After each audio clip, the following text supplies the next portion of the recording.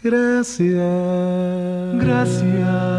Gracias. Okay, so feast your eyes on this. I got the back of, or the bottom of the Wurlitzer, I got it painted.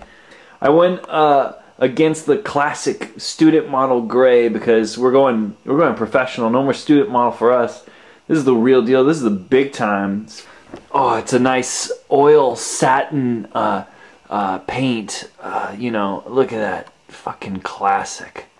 Here we go. The first thing we're going to do, we're going to flip this thing around and we're going to follow the steps backwards until this thing resembles a piano somewhat. And then we'll see what happens at that point. Okay, so here we are. We got this thing on the floor. This is a really good time to get all our screws tightened up really nice. And then after that, we're going to put on our sustain mechanism here. I gotta go fish that thing out for like half an hour, figure out where I put it. Get ready for this. This is exciting. No one can tell us we're wrong. Alright, so grab this thing and put it in like this, you know, match the holes up and screw that sucker in. Step 1 completed. Alright, screws are in. You're on the right track. Alright, so the next thing we're going to do is actually put this whole thing, what is it called? The action, whatever. We're going to put it back into the keyboard just like we took it out. It's going to fit right in there, and then there's a whole bunch of ground wires and things to hook up. So we'll go through that. Alright, so one quick thing. When I took this out, I took the liberty of taking out all the hammers and all the action and lubricating them with this stuff called Protec that piano dorks love. They love this Protec stuff. It's the sweetest lubricant on the market, and so I lubed that hard and lubed these hard.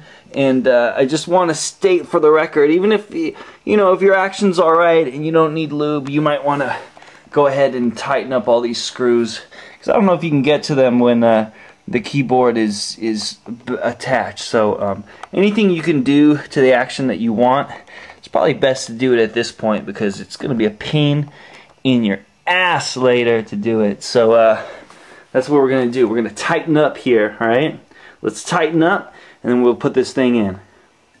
Alright, so I dropped this thing in place, and I just wanted to remind you, you got to screw in that screw there. And then from this screw, you got to use that old ground wire, and that's going to go in there. And then the other side is going to attach to this piece right here on both sides. And don't forget about that, or else it's going to sound real nasty. Alright. Hey, don't forget these guys. These also attach here, so screw those back on too. Alright, we're going to get this screw right here that we took out before. And that's going to be a pain in the ass, so be patient with yourselves. Alright, let me do that. I'll be back. Okay, so with all the action back in place here, all our ground wires tied up, it's time to say hello to our old friend, the dampers, and put him back on. Dampers on, looking good. We got to just now put this ground wire back onto this and make this all nice and tight and cozy. Okay, so now that we got this thing all settled, I want you to now put all these dampers back like we took them off, all of them, and then we'll see what happens after that. Alright, so now that we have that done, I've raised the keyboard on a stand here, or in my case 2 speakers, and the next time we're going to start doing the drilling for the power supply and maybe a little bit of soldering. So there you go. See ya. Gracias. Gracias.